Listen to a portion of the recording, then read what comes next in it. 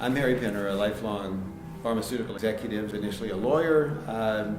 Spent many years in big pharma with Novartis, ran a public biotech company here in the state of Connecticut called Neurogen Corporation, and then over the last 10, 12 years have been starting companies primarily based on Yale technology and UConn technology.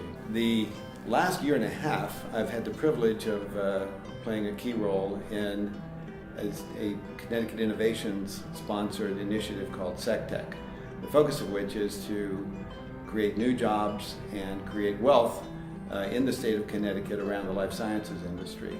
I had the privilege of working with other key executives from the pharma and biotech sector, all of whom have had experience raising money and running companies and advising companies in the task of actually building companies and employing people and funding those companies.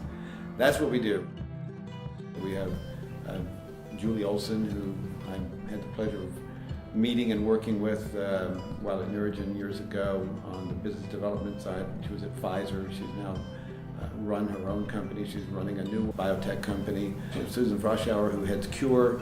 For many years we worked together. We had partnerships in my previous biotech company with Pfizer. Together grew a Connecticut biotech company called Rybex, which she led. And then we have Tom Gerson, who's been not only in the pharma industry but also in biotech. A number of biotechs played a key role in developing HistoRx and cellular genomics. Our meetings tend to go where the companies are. So we meet up in Farmington, with tip companies there. We meet out in Avery Point with UConn-based tip companies there. We meet here in New Haven at the Grove.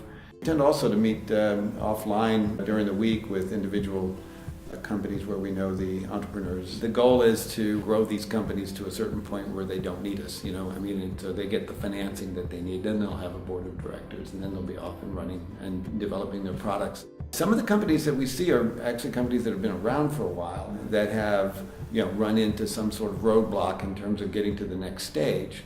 Some of the companies we see are extremely early in the scientific founder is bringing us an opportunity. We say, hey, maybe you're not the person that ought to be running this. Maybe you need an executive who's experienced with raising money in the past. We share our advice, our experience base, and then we'll work with the companies. And I think it's a matter of helping them maybe see what they weren't willing to see in the mirror. Growing the tax base is really what it's all about, and doing that through taking advantage of the resources that we have here in the state. It's really fun. That's the key,